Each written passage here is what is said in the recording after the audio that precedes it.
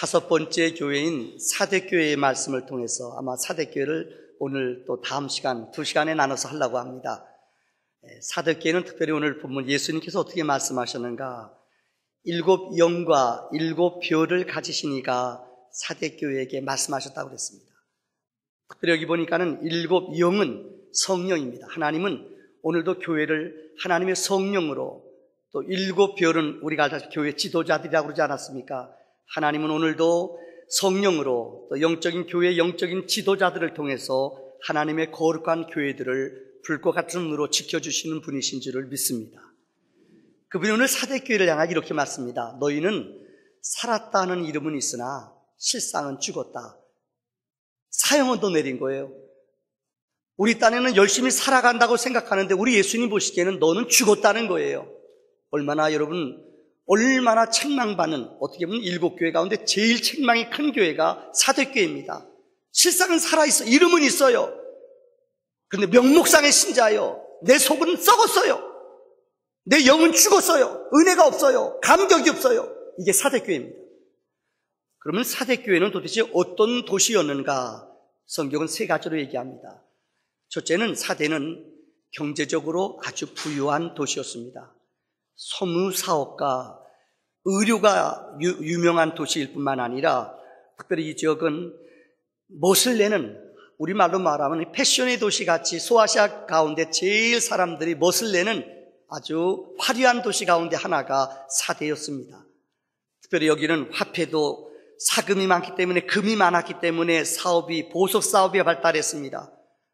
특별히 어느 지역에도 없는, 소아시아 다른 데서는 찾아볼 수 없는 금과 은으로 화폐를 만들어서 사용했던, 아마 야시아 지역에서는 최초로 화폐를 사용했던 도시가 이 사대였다고 합니다. 이만큼 경제적으로 풍요한 도시가 사대입니다.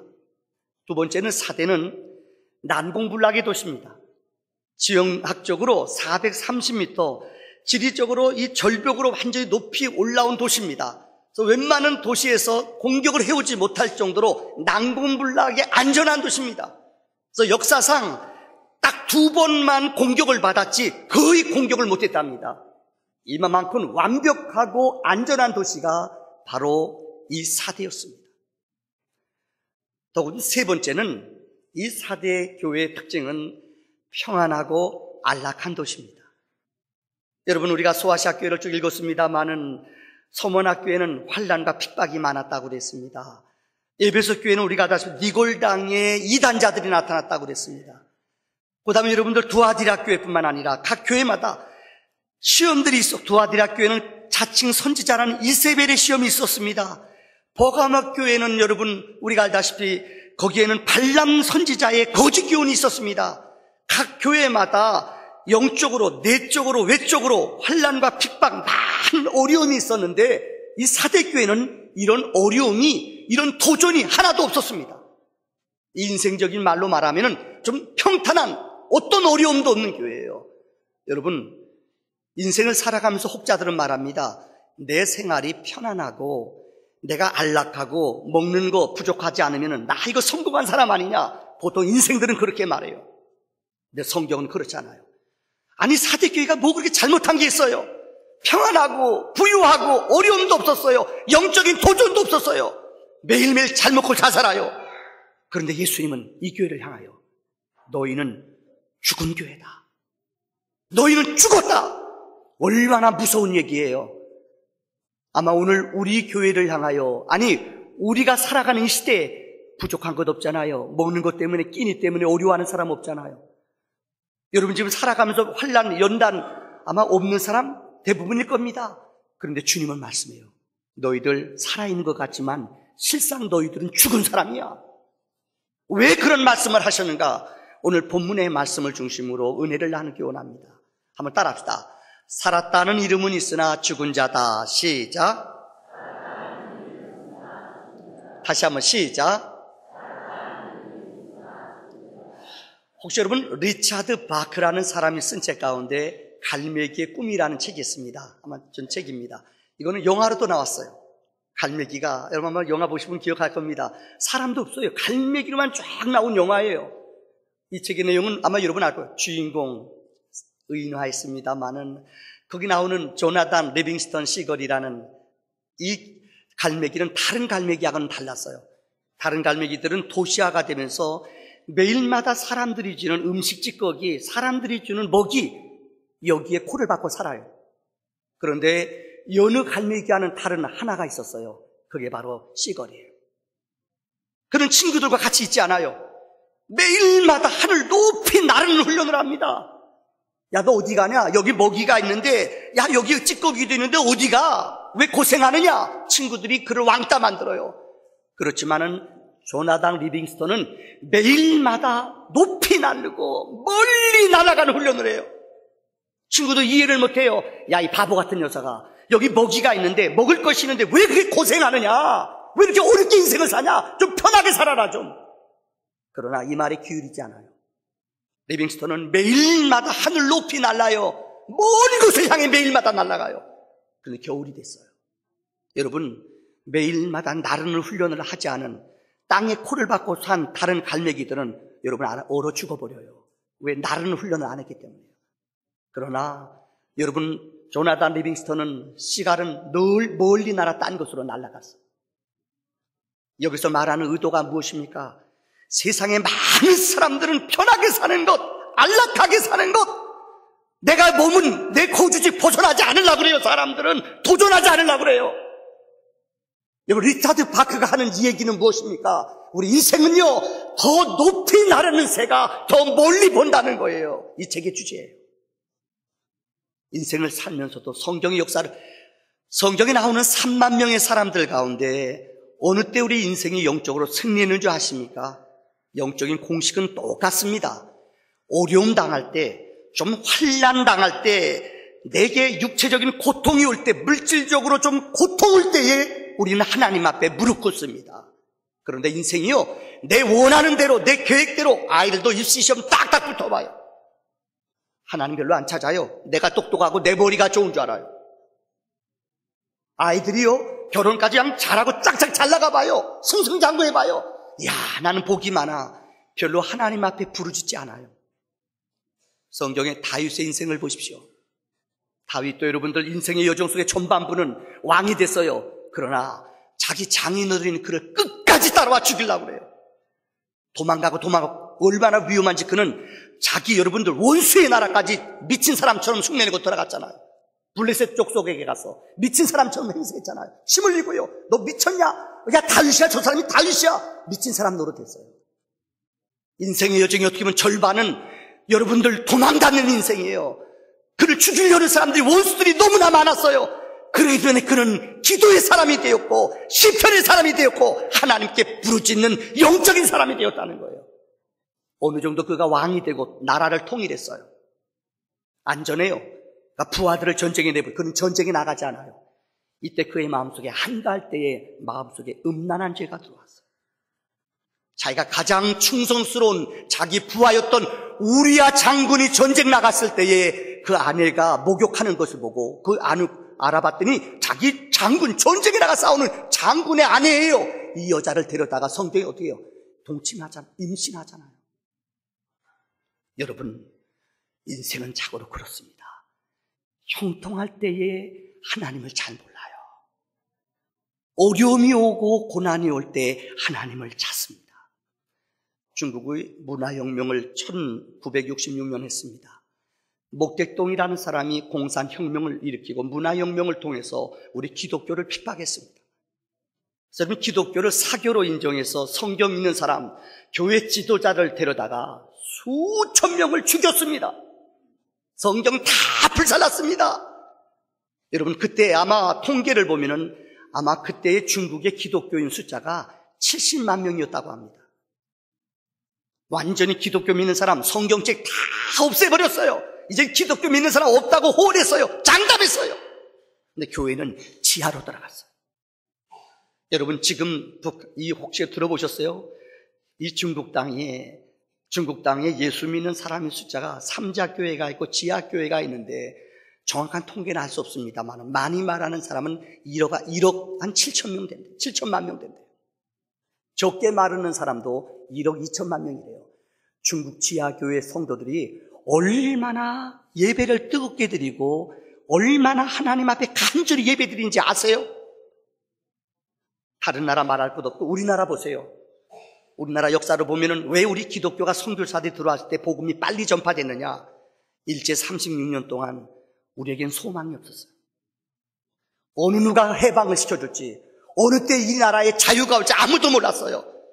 그래서 민족의 지도자들은 전부가 다 교회에 찾아갔어요. 왜? 교회에서 성경을 통하여 애국심을 가르쳤어요. 모세를 통하여 애국심을 가르쳤어요. 그래서 여러분, 일본 순사들이 성경을 구약을 못 읽게 했어요. 근데 교회의 지도자들 이준, 남궁옥, 이상재, 조만식, 이승만, 여러분이 아는 지라성 같은 사람들이 전부가 다 교회에서 믿음 안에서 자라났던 사람들. 그리고 유교라는 것이 있었습니다. 동족상잔의 비극. 수백만 명이 죽임을 당했습니다. 집을 뺏겼습니다. 이런 어려움, 이런 와중 속에 우리들은 의지할 것이 진짜 없었습니다. 그래서 여러분, 부산에 내려가서 이제 낙동강만 뺏기면 우리는 죽어요. 이때 여러분 아세요? 교회 성도들이, 주의 종들이, 믿음의 성도들이 정말로 천막에 가서 밤새 부르짖었어요. 하나님 도와주세요. 이 민족이 밀려서 갈 데가 없습니다. 얼마나 간절히 기도했는지 몰라요. 그때 하나님은 우리가 상상하지 못하는 기적을 누리게 해주셨어요. 그래서 여러분들, 밥을 못 먹어도요, 이북에서 온 사람들이 예배당 먼저 지었잖아요. 하나님께 예배당 먼저 지었잖아요. 얼마나 우리나라가 많은 은혜를, 영광을, 기쁨을 우리 민족 속에 교회가 역사했는지 몰라요. 그런데 오늘 역사가는 말하기를 일리가 있다고 믿어요. 1988년도 이게 어느 때인 줄 아세요? 우리나라 올림픽 할 때예요. 올림픽 가기 전까지 여러분 세계 가보세요. 우리나라 여행도 못 갔어요. 아마 그때 여행 가는 사람, 우리 친척 가운데 외국 나가 사는 사람, 이건 빼기거나 힘 있는 가문이었어요. 근데 1988년도 이후로 올림픽 끝난 다음에 여행이 자율화됐어요. 우리나라가 만국에 이름이 알려졌어요. 한국 어느 나라 아무도 몰랐어요. 한국이란 나라가 알려지기 시작했어요. 여러분, 경제적인 또 우리 국위선양 세계에 으뜸되는 나라가 됐어요. 형통하기 시작했어요. 그때부터 우리는 죄송합니다만은 사치의 길을, 방탕의 길을, 하나님 없는 삶을 살기 시작했어요. 하나님의 모략이라는 책은 쓰는 이 댈러스 윌라드라는 목사님, 그 책의 요약이 이겁니다. 오늘날 현대들이 속고 있는 ABC가 있대요. 세 번째는 이 attendance, 성도 수, B는 building, C는 캐시. 오늘 현대인들이 속고 있는 거래요. 건강한 교회의 기준을 현대인들은 얼마나 신자들이 많이 모이는가, 교인들이 많이 모이는 교회 신자들은 우리 교회가 건강하고 우리 교회는 하나님 기뻐하는 교회인 줄 알아요. 숫자에 속으면 안 돼요. 빌딩, 이 아름다운 교회 지었다고. 여러분, 산곡동 이 지역에서 사실 이 교회 가진 건물 가진 교회들 그렇게 많지 않아요. 혹시 오해하지 마세요. 우리 주변에 있는 2층 교회, 지하교회, 어려운 교회들 많아요.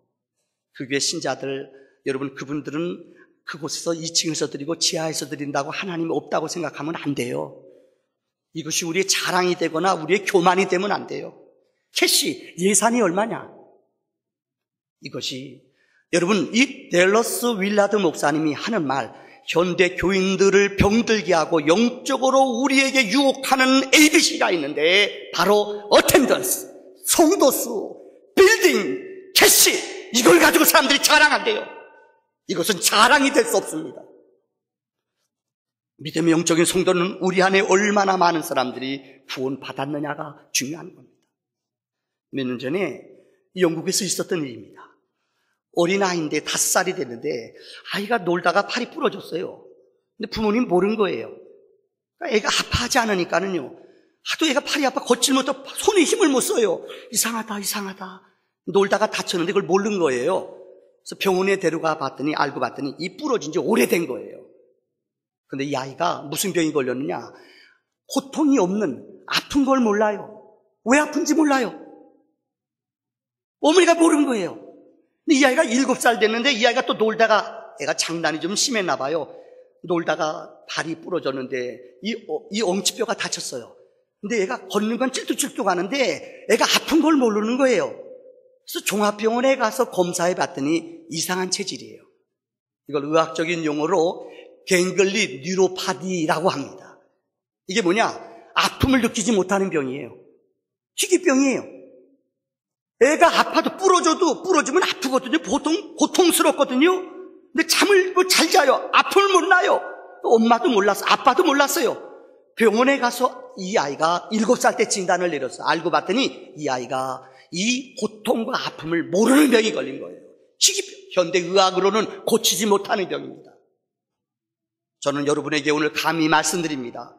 오늘 현대인들은 갱글리 뉴로파티 병이 걸렸어요. 내 영혼이 지금 썩어가요.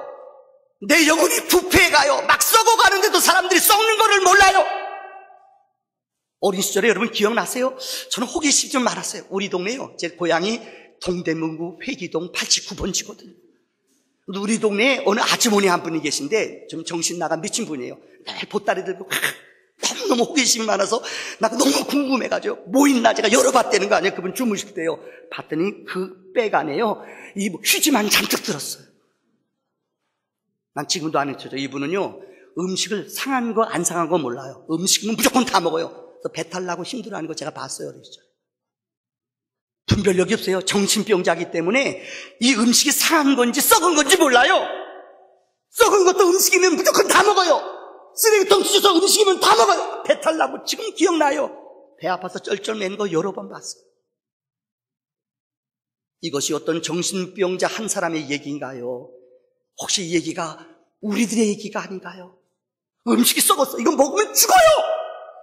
그런데도 그냥 공짜니까 막 먹어요. 내 육체가 병들어 가는데도 병든 것도 몰라. 이거 먹으면 안 돼요. 근데 막 먹어요. 냄새 나는 것도 몰라요. 쉽게 말하자면은 암병이 내 안에 들어왔어요. 암 걸리는 게 여러분 알 겁니다. 병원에 가면은 3기, 4기 다 퍼진 다음에 알아요. 지금은 몰라요. 우리가 영적으로 지금 암병, 암균이 막 자라나고 있어요.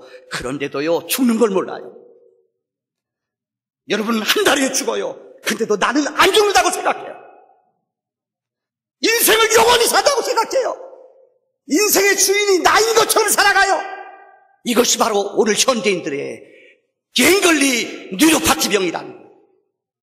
너는 살았다고 하지만은 실상은 너는 죽은 자라고 주님은 말씀하셨어요. 저는 특별히 오늘 여러분들에게 존 메가더 목사님, 강해설교의 대가인 목사님 이 본문을 이렇게 해석했어요.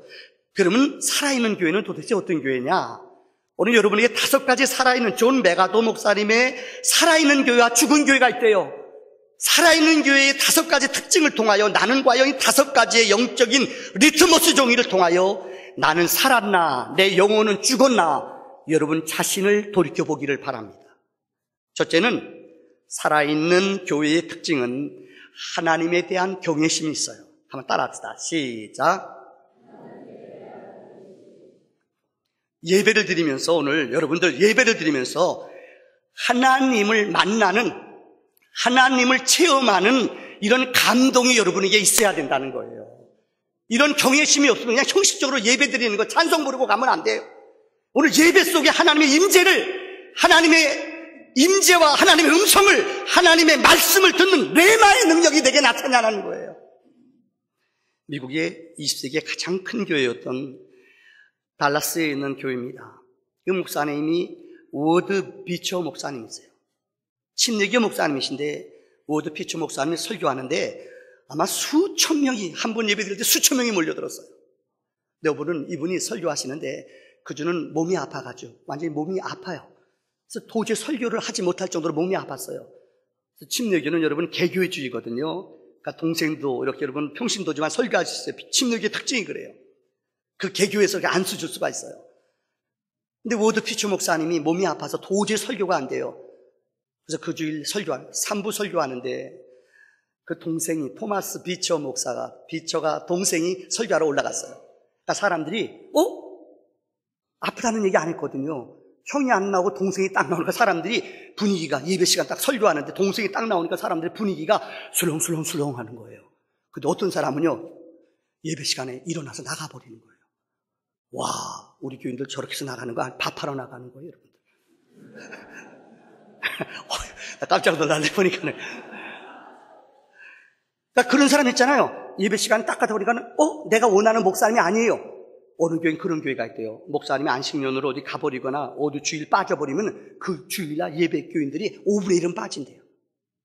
우리 교회는 제가 설교합니다. 걱정하지 마십시오. 그러니까 이날 예배 시간에 이 목사님 피처 목사님 설교 안 하니까는요, 사람들이 워드 피처가 설교 안 하니까 사람들이 일어나 막 나가버리더래요. 그때 토마스 피처가 유명한 연설을 설교를 했어요. 여러분, 오늘 제가 설교하는데 우리 형님이 아파서 오늘 설교 못합니다. 혹시 여러분 우리 형 워드 피처의 설교를 듣거나 그분께 예배하러 온 사람은 지금 나가십시오. 나를 보러 온 것도 아닙니다. 오직 예배 속에 하나님만 바라기 위해서 하나님만 선포하는 예배입니다. 사람 보러 온 사람들은 나가십시오. 여러분, 이 토마스 피처 목사가 형보다도 후에는 더 큰 영역 있는 목사가 됐어요. 그 자서전은 그 글에 보면은 그때 그는 깨달았대요. 사람들이 형을 보고 나오고 어떤 설교자 때문에 움직이는 사람들, 이런 정도의 믿음이라면 죄송합니다. 하나님을 경외하는 것을 잃어버릴 수 있다는 거예요. 사람 때문에 움직이고 사람 때문에 나오고 사람 때문에 시험 드는 것, 이거는 하나님을 경외하는 믿음이 아니라는 거예요. 예배는 워십입니다. 예배 뜻이 뭐예요? 가장 경외할 자, 가장 존귀한 자, 영광 받으실 그분에게만 영광 돌리는 것, 이것이 예배의 뜻입니다. 한번 여러분 예배의 뜻 읽어봅시다. 예배란, 시작, 하나님의 인정하여 그분의 가치를, 예배는 오직 하나님만의 가치를 높이고 하나님만의 영광만을 올리는 게 예배예요, 여러분들. 제가 아는 선교사님 한 분인데 이분은 중동에서 선교사예요. 중동에서 회교권에서 선교한다는 것은 목숨을 내거는 거예요. 만약에 걸리면은, 특별히 중동에서 선교하는 사람이 제일 무서운 게 누구냐? 경찰보다 더 무서운 게 종교경찰이 있어요. 이분들은, 종교경찰은 뭐 하는 사람이냐? 전도하거나 설교하거나 찬송 부르면은 그 회교권에서 잡아가요. 이게 종교경찰이에요. 무지무지한 권세가 있는 사람입니다. 이들한테 잡히면 추방당해요. 쫓겨나가요. 그들이 가졌던 모든 거 다 뺏겨요. 이 종교경찰을 제일 무서워해요. 근데 이 중동에서 선교하는 선교사님이 그런 말을 해요. 나는 종교경찰한테 걸리는 것보다 내가 더 무서워하고 두려워하는 게 있습니다. 무엇이에요? 그분이 하는 말이, 내가 이곳에 선교하다가 하나님의 임재를 내가 못 느낄까 봐, 하나님의 임재를 내가 순간순간 잃어버릴까 봐, 이게 내가 제일 무서워하는 것입니다. 아무리 천사의 방언을 하고 위대한 봉사를 한다 할지라도 여러분의 영혼 속에 하나님의 임재를, 하나님의 경외를 내가 잊어버린다면 여러분은 죄송합니다, 죽은 신자입니다. 그래서 영국의 설교가 찰스 스펄전 목사님은 말했습니다. 스펄전 목사님 늘 이렇게 기도했다고 합니다. 그분이 왜 위대한 설교자로 남았는 줄 알아요? 그분의 책에 보면은, 나는 일생 동안 살아가면서 내 생 마치는 순간까지 십자가만 생각해도 내 콧날이 시큰하고 내 심령이 감동이 나타나기를 기도했다는 거예요. 십자가만 기도해도요, 십자가만 생각해도 내 심령이 뜨겁고 감동이 머무르게 해달라고 기도했대요. 그래서 그분은 그렇게 살았어요. 그래서 그분의 설교가 사람들의 영혼을 때리는 기적의 설교였어요. 두 번째, 이 존 메가더 목사님은 살아있는 교회의 특징은 따라합니다. 성경의 절대 권위. 다시 한번 시작. 특별히 여러분들, 오늘 학자들은 말합니다. 르네상스라는 것이 휴머니즘 아니에요. 우리 인간들이 이제까지는 역사가 여러분들 이 수직적인 관계로 내려왔어요. 모든 것이 신앙적인 중심으로 내려와 신본주의 중심이었습니다. 르네상스라는 것을 어느 학자가 말하기를, 이제는 수평적인 관계로 인간의 합리적인 이성이 발달한 시대가 르네상스 시대입니다. 수직적인 관계에서 수평적인 관계로 모든 것들이 합리적으로 이성주의로 모든 것이 바뀌기 시작했어요. 사고가 바뀌었어요. 이때부터 기독교의 신앙은 죽기 시작했습니다. 무슨 말인가 하면은, 사람들이 이성주의, 합리주의, 자유주의, 경험주의, 이런 것들이 나오기 시작했어요. 우리 학교 다닐 때 르네상스 배웠잖아요. 인간들의 지식, 인간들의 기술, 합리적인 방법, 이성주의, 이것이 나오기 시작했어요. 근데 그 다음부터 영적인 하나님의 영권에 대한 이야기를 하나하나 우리 인간들의 이성으로, 합리적인 방법으로 쪼개기 시작했어요. 어떻게 기적이, 부활이 이거 이론적으로 되느냐? 여러분, 기적은 우리 머리와 논리로 이해되는 게 아니에요. 터틀리안이라는 교부가 이런 유명한 신학적인 논제를 남겼어요. 만약에 하나님의 능력이 내가 논리와 내 상식과 우리 인간의 이성으로 다 이해되는 것이라면 나는 그런 하나님 믿지 않는다. 영적인 세계는 우리 이성과 우리 상식 그 이상의 것이에요. 죽은 자들이 살아나는 것, 무리를 걷는 것, 이거는 우리 이성과 우리 논리로 이해 안 돼요. 그러나 그분은 참 신이었고 참 하나님의 아들이었어요. 여러분, 이 참 신, 이것에 대한 인간들의 이성이 성경을 쪼개기 시작했어요. 그다음부터 성경의 권위는 무너졌어요. 어떻게 하나님의 아들이 이 땅에서 병든 자를 고치느냐, 이게 지금도 있냐? 많은 사람들이 논리적으로 따져요. 어떻게 죽은 자를 살리느냐? 많은 사람들이 의심 가져요. 이러면서 성경이 갈기갈기 찢어지기 시작했어요. 성경이 믿어지지가 않기 시작했어요. 제가 군목생활을 하면서요, 참 지금 돌이켜보면 감사해요. 항공부대에 있었어요. 비행기 부대 알죠? 비행기요. 그래서 제가 비행기 공짜로 많이 탔어요. 시누크, 여러분, UH-60, 이 비행기, 너무 몇백억 되는 비싼 비행기입니다. 근데 비행기 타는 우리 집사님들이요, 우리 오랫동안 비행 조종사, 어떤 5,000시간 넘는 비행 조종하는 분들이 있어요. 그분들 얘기 들어보면 공통점이 있어요. 비행 조종할 때 꼭 인생에 대여섯 번은 위험한 고비를 넘겼대요. 요즘은 특별히 고압선이 많잖아요. 비행기 고압선이 많아서 고압선이 안 된대요. 그래서 비행기가 날아가다, 헬기가 쫙 날아가다 고압선 부딪히면은 이거 즉사예요. 죽어요. 요즘은 얼마나 고압선이 많아요. 그러니까 안전한 길을 가기 위해서 여러분들, 우리 인간들이 안전한 길로 운행하는 게 얼마나 조심스러운지 몰라요. 근데 그분들이 꼭 인생을 꼭 보면은 오랫동안 베테랑으로 20년, 30년 동안 비행한 사람들 얘기 들어보면 공통점이 있어요. 꼭 우리가 볼 때는 날씨가 여기는 좋은 것 같아요. 근데 비행기 타고 저쪽 지역으로 날아가요. 근데 저기에는 안개가 껴요. 생각지 않은 안개 지역에 딱 들어간대요. 그럼 그때 제일 무서운 게 뭐냐? 이 계기판이라는 게 있대요. 계기판을 믿느냐, 내 이성과 내 경험을 믿느냐. 그래서 이때 연습을 해요. 그러니까 비행을 오래 한 사람들은 딱 구름 속에 들어가면 앞이 어딘지 뒤가 어딘지 몰라요. 아마 공군도 똑같아요. 파이로트들 마찬가지예요. 뭐 시속, 마하로 쫙 날아가잖아요. 몇 분 사이에 막 쫙쫙 가잖아요. 비행기가 그렇잖아요, 여러분들. 그러니까 비행기 타고 막 고개 비행하고 날아가다가 구름 속에 딱 들어간대요. 얼마나 빨라요. 그럼 그때 착각하는 게 뭐냐? 여기가 바다인지 여기가 하늘인지 잘 안 보인대요. 이때 구름 속에 딱 들어가면 이때 순간적으로 판단해야 된대요. 왜요? 어떻게 하느냐? 기계를 보면은 기계는 분명히 거꾸로 돼 있어요. 근데 내 몸은, 조종하는 사람은 이 몸이 내가 똑바로 앉은 거예요. 그러니까 내가 앉은 경험을 믿어야 되느냐, 기계를 믿어야 되느냐. 대부분 초보자들은 아세요? 내 경험을 믿는데요. 내가 분명히 지금 계기판은 내가 거꾸로 돼 있어요. 근데 내가 쭉 운전하는 것은 내가 똑같은 것 같아요. 이거 갈등이 와요. 이 순간, 아차 하는 순간 놓쳐요, 사람들이. 이 어려운 얘기를 이해가 되시겠어요? 그러니까 사람들이 제일 실수하는 게 뭐냐? 바닷속에 뛰어들어가요. 하늘인 줄 알고. 이유가 뭐냐? 계기판과 내 경험이에요. 진짜 베테랑들은 아무리 많이 했어도 아세요? 계기판을 믿지 나를 안 믿는데요. 근데 사람들이 순간 딱 내 마음속에 들어오는 게 뭔지 알아요? 야, 너 믿어. 네 실력. 너 20년 동안 했잖아. 베테랑이잖아. 너 지금 거꾸로 돼 있는 거야. 거꾸로. 이성이 잠깐 때려요. 근데 진짜 계기판은 팔아요. 근데 내 몸이 거꾸로 된 것 같아 기분해요. 어느 걸 믿을까? 어느 걸 믿을까? 이걸 돌리면 그냥 빠져버려요. 그런데 베테랑들은 절대 내 경험을 안 믿어요. 뭘 믿어요? 기계를 믿어요. 기계를 믿사오며. 이에 대해서 여러분들, 우리 집사님들 얘기 들어보면요, 정말 위험하대요. 요 몇 초 아차하는 순간에 내가 내 경험을 믿거나 이 기계를 믿지 않고 내 이성을 믿으면 죽는데요. 신앙도 마찬가지입니다. 여러분이 아는 지식, 여러분이 아는 경험, 하나님을 여러분이 어떻게 알 수 있어요? 조금 막혔다고 여러분, 하나님 왜 이래요? 하나님 왜 이래요? 이렇게 항변하지 않아요? 여러분 걱정하지 말아요. 하나님은 여러분보다 여러분의 형편을 더 잘 아세요. 여러분 눈물을 흘리는 거요? 힘들어하는 거 하나님은 더 잘 아세요. 하나님 여러분이 곁에서 지켜보세요. 하나님 무시는 게 아니에요.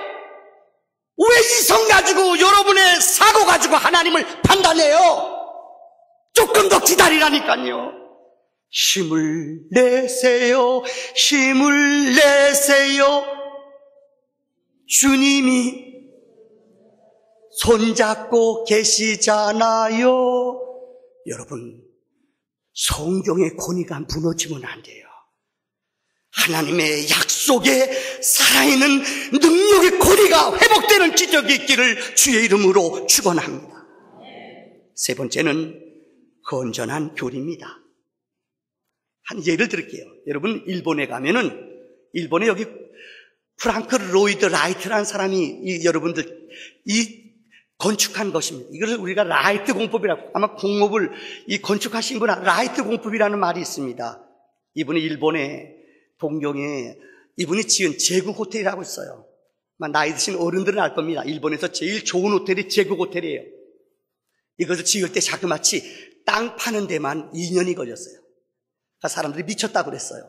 왜요? 이제까지 미국 공법인 라이트라는 미국의 건축사가 2년 동안 땅만 팠어요. 그러니까 사람들이 미쳤다. 돈도 2배나 더 들어갔어요. 땅 파는데 2년 걸리니까 사람들이 미쳤다고 그랬어요. 근데 라이트 씨는 나한테 맡겼으면 이걸 나한테 일단 맡겨라. 2년 동안 땅 파고요. 2년 후에 건물을 4년 동안 지었어요. 그때까지 이 건물 짓는데 사람들이 1년, 2년이면 뭐 충분했어요. 근데 돈도 4배가 더 들어갔어요. 사람들이 다 손가락질했어요. 그런데 아니나 다를까 이 건물을 짓고 나서 동경에 대지진이 일어나지 않았습니다. 정확히 52년 후에 동경에 지진이 일어났어요. 그런 여러분 동경 지진 들어보셨죠? 다 집들이 다 무너졌어요. 근데 진짜 그만한 한가하고 끄떡없이 버틴 데가 어딘 줄 아세요? 바로 이 제국 호텔이래요. 사람들이 놀랐어요. 이 사람이 세상을 떠난 후에요. 많은 사람들은 라이트 건축 공법이 무엇인지 그제 알았어요. 왜요? 이 지역은 우리가 말하는 이 지진대 지역이거든요. 그래서 기초부터 다지면서 자란 이 건물을 지었다는 거예요. 여러분, 믿음도 마찬가지입니다. 오늘날 왜 많은 사람들이 이렇게 이단에 빠질까요? 정말로 말도 안 되는 주님 오신다, 자기가 보혜사라 이런 데 사람들이 따라가요. 왜 빠지느냐? 가만히 보면 의외로 성도들이요, 제가 제자 훈련 시키면서 보니까는요, 의외로 성도들이 성경에 대해서 죄송합니다만 안 읽어요. 성경을 숙제 내줘도요, 죄송합니다. 우리 장로님들, 우리 안수집사님 반은 숙제 진짜 잘해와요. 내가 얘기할까요? 내가 입이 무거워서 얘기 안 하려고 그래. 젊은 것들이 더 안 해와요. 믿음으로 깡으로 버텨요. 그냥 나 죽었어요 진짜. 우리 장로님들은 안 빠지잖아요. 몰라요. 요절에 오는 것도 어른들이, 장로님, 권사님들이 더 잘해요. 내가 놀라요. 장로님들 그 나이 드신 분들이요, 아마 밥만 먹고 그것만 해오나 봐요. 보니까 다른 일 설거지도 안 하나 봐요. 보니까는요, 요절만 해오느라고. 근데 의외로 여러분들 물어볼까요? 의외로 신자들이 성경 공부하는데 성경 지식이 의외로 약해요. 그러니까 믿음이 없어요. 어려움다. 어떤 분 가운데 그런 사람이 있어요. 어떤 분이 나는 절대 이 교회에서 제자 훈련 하나 안 하나 보자 그래요. 잘나는 게 아니에요. 영적으로 자라지가 않아요. 기초가 없어요. 그러니까 조금만 흔들려도 믿음이 넘어지는 거예요. 조금만 어려움 와도 믿음이 흔들리는 거예요. 왜요? 기초가 없거든요. 영적인 성경의 기초가 뭡니까? 말씀과 기도예요. 저는 이 교회에 목회하면서 다른 것보다 제일 중요한, 우리 원로 목사님이 이 교회에 이루면서 한 것이 말씀과 기도예요. 저는 이 교회의 영적인 믿음의 두 뿌리, 무엇보다도 말씀, 예배를 가장 중요히 여길 겁니다. 누가 뭐래도 우리 교회는 기도의 영적인 운동, 주님이 오신 날까지 기도의 모임, 기도의 영적인 권세, 기도의 불 꺼지지 않는 영적인 믿음의 교회가 되기를 축원합니다. 네 번째는 따라합시다. 순결한 신앙의 인격. 다시 한번 시작. 사도행전 11장 24절의 말씀을 보세요. 다 같이 읽읍시다. 시작. 바나바는 착한 사람이요 성령과 믿음이 충만한 사람이라 이에 큰 무리가 주께 더하여지더라. 여기 보면은 바나바는 착한 사람이다 라는 원어의 뜻은 그는 인격이 훌륭한 사람이에요. 바나바는 정말 인격이 있는 사람이에요. 어떤 분은 예수는 젊은데 인격이 엉망인 사람이 있어요. 용서하세요. 이런 분들이 지도자 되면 교인들은 죽어요. 성질 잘 내고요. 그죠? 아니, 교회는 지도 열심히 해요. 기도 좀 안 했으면 좋겠어요. 그리고 성질 내세요. 성질 내려면 기도 덜 하든지요. 뭔가 변해야 돼요. 영적인 지도자들은 제가 이 교회 목회하면서 용서하세요. 가능하면 제가 화를 안 내려고 그래요.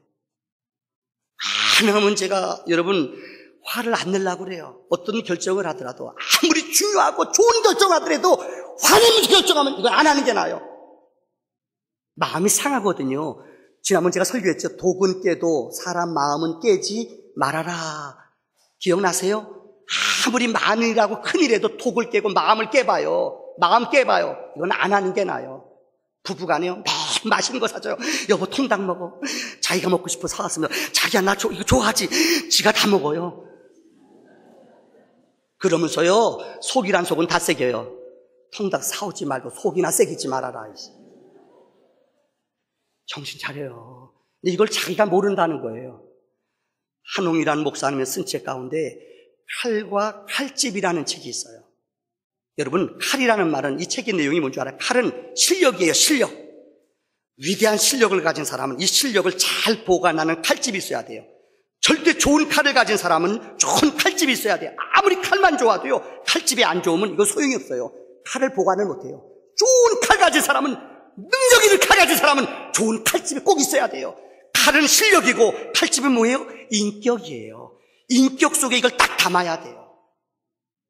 아무리 실력이 있어도 인격이라는 것이 우리에게 없으면 그 사람은 죽은 사람이에요. 그래서 미국의 공직자들을 뽑는 3C가 있대요. 컴peten스, 실력. 그 다음 뭐예요? 커미트먼트, 헌신, 캐릭터, 인격. 미국의 공직자를 뽑는 3C래요. 이건 참 우리가 주의 깊게 기억해야 할 일이에요. 실력, 그 다음에 헌신, 인격. 이 중에 최고가 뭔지 아세요? 인격이래요. 신앙인이 영적인 믿음의 인격이 나타나기를 바랍니다. 유명한 R.A. 토레이 목사님이 어떻게 하는 것이 성경을 제일 잘 해석하는 것입니까? 그러니까 이분이 이렇게 말했어요. 성경을 우리 삶으로 번역하는 것이 가장 위대한 해석이다. 한번 따라합시다. 성경을 우리 삶으로 번역하는 것. 그러니까 내 삶으로 인격으로 성경을 증거하는 것이 가장 성경을 잘 번역하는 거예요. 마지막 결론입니다. 영적 권위입니다. 따라합시다. 영적 권위. 교회는 누가 뭐래도 교회는 질서가 있어요. 좋은 교회는 그래서 싸우면 안 돼요. 여러분, 우리가 하나님의 일을 하기 위해서 모인 거 아니에요. 그래서 여러분들 영적으로 죽은 교회는 늘 회의가 많고 싸움을 많이 해요. 의견이 안 이어져요. 저는 이 교회에 있으면서 부탁드립니다. 우리 당회가 여러분들 영적으로 우리 교회에 어떻게 보면 어른들이에요. 우리 성도들을 영적으로 돌보고 영적으로 여러분을 정말로 영적으로 돌보며 여러분을 영적으로 인도하는 어떻게 보면 모범이에요. 우리 권사님들이 있어요. 이거는 여러분을 영적으로 기도하며 성도들을 권하는 영적인 직위예요. 믿기는 우리 각 기관 영적인 공동체에서 하나님의 이름이, 하나님의 영광이 날마다 선포되기를 바랍니다. 히브리서 13장 17절에 이런 말이 나와요. 너희를 인도하는 자에게 순종하고 복종하라. 그들은 너희 영혼을 위하여 경성하기를 자신들이 청산할 자인 것. 이전에 회개하는 자라고 말했는데 지금 세번역은 자기 자신들이 청산할 자인 것 같이 하느니라. 그들로 하여금 즐거움으로 이것을 하게 하고 근심으로 하게 하지 말라. 그렇지 않으면 너희에게 유익이 없느니라. 교회를 하는 영적인 지도자들에게 여러분 정말 존댓말을 붙이고 귀하게 하세요. 제가 아는 어느 장로님 집인데 친구인데 나 깜짝 놀랐어요. 아버님이 몇 대째 장로님이에요. 아들이 저랑 똑같이 신학교 다녀요. 근데 난 놀란 게 이 집에 전도사 때 가는데 어머니가요 이 아들한테 전도사님 식사하세요. 난 이해가 안 됐어요.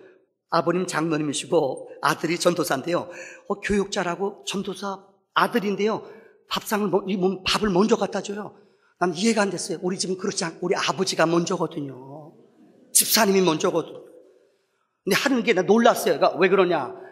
자기는 말씀을 가리키는 자, 아들이지만은 하나님이 세운 종이기 때문에 귀하게 안 돼요. 저는 충격받았어요. 어떤 교회는 가면 용서하세요. 나이 드신 어른들이요. 전도사님 어리잖아요. 20대 초반 아주 몸에 털이 송송송 났잖아요. 야 전도사 이리 와라. 야 전도사. 자기 집 개 부르듯이 불러요. 용서하세요. 사랑하니까 그러죠. 근데 여러분 잘 기억해요. 하나님의 말씀을 가리키는 여러분 교육자들 친한 것 있어요. 뭐 친근감 있어 그럴 수 있어요. 그러나 기억하세요. 그들을 존귀히 여겨주고 하나님의 일을 하는 사람을 존귀히 여기는 것은 주님을 높여주는 것입니다. 우리 교회에 이런 영적인 권위가 세워지기를 주의 이름으로 축원합니다.